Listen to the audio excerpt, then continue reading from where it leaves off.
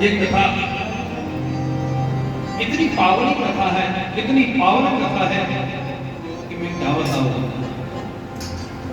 ऐसा भी प्राणी क्यों न हो। ये मानवा पाप ग्रस्त सर्वदा सदा दुराचार रता कुमार्गा क्रोधाग्निदग्धश्च कुटिलाश्च कामिनः सभाजके निकलो गुणन्ति। कोई मानव चाहे कैसा ही कितना ही पाप में रत क्यों न हो। बचपन से लेकर के उन्होंने जीवन में धर्म का कार्य एक भी नहीं किया।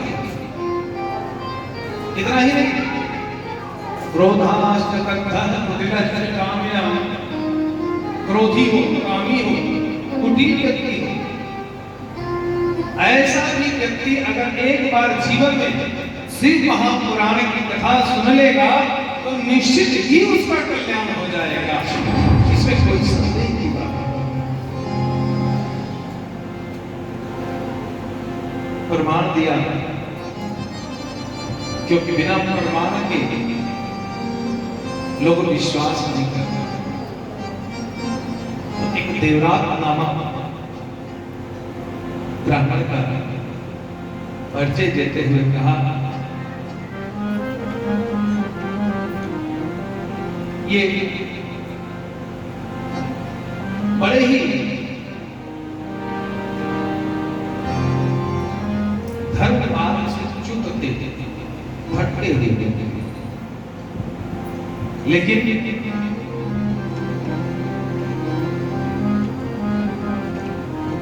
एक दिन की सदियों की बात है, जब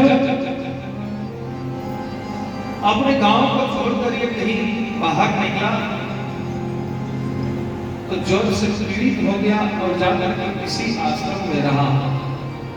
वहां पर जाकर के जब ये रहना प्रारंभ किया तो उसमें वहां पर एक मास शिव पुराण की कथा हो रही थी। कितने दिन की? एक महीने की। और कंटिन्यू लगातार इन्होंने एक महीने तक शिव महापुराण की कथा को सुना। और जब एक महीना कथा सुना तो कथा विश्राम होने के बाद इसकी मृत्यु हो गई। और जब यह महापापी मरा तो मरने के बाद कहते यम के दूत लेने के लिए आया और यम के दूत ने हाथ करके अपने रस्सियों से पांचों से इनको बांधा, इनके प्राण को खींचा, इनके शरीर को खींचा, चिल्लाता हुआ, चिल्लाता हुआ, रोता हुआ, बिलखता हुआ यमपुरी की यात्रा करने लगा, जाने लगा। यमराज के भयंकर दूत इन्हें बांध के ले जाने लगे। उसी समय हुआ क्या, साक्षात शिव के पार्षद गण, शिव के दूतगण वहां पर सुंदर सुंदर वस्त्र आभूषण धारण किए हुए, सुंदर सुंदर रुद्राक्ष की मालाओं को धारण करते हुए सुंदर विमान पर आया और आकर के यम के दूतों को बहुत फटकारा, डांटा, मारा, पीटा और उनके हाथ से पास को छुड़ा करके इसको शिवलोक ले जाने लगा।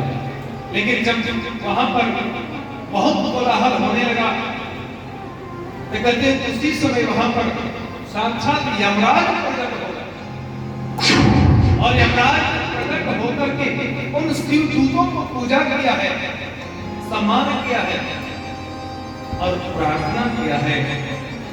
लेकिन कुछ भी धोखा टोका नहीं। इसको तो हमारे दूत लिए जा रहे थे, तुम क्यों लिए जा रहे हो? क्योंकि जो यमराज है वही धर्मराज है। यमराज ने विचार करके देखा तो देखा अरे भले ये ब्राह्मण था, भले ये अपने कर्तव्य से च्युत हो गया था, अपने कर्म को भले इन्होंने नहीं किया था, भले ये शिवलोक जाने का अधिकारी नहीं था, ये परमात्मा के पास जाने का अधिकारी नहीं था, ये तो आने वाला था मेरे पास ही। लेकिन अंतिम समय में इन्होंने क्या कर लिया, इन्होंने अंतिम समय में शिव कथा को श्रवण कर लिया।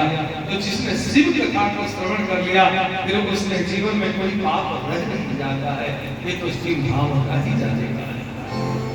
शिव कथा की वैसी शिव महापुराण और साक्षात यमराज ने वंदन किया और वह व्यक्ति साक्षात शिव लोक को गया, क्योंकि कहा गया है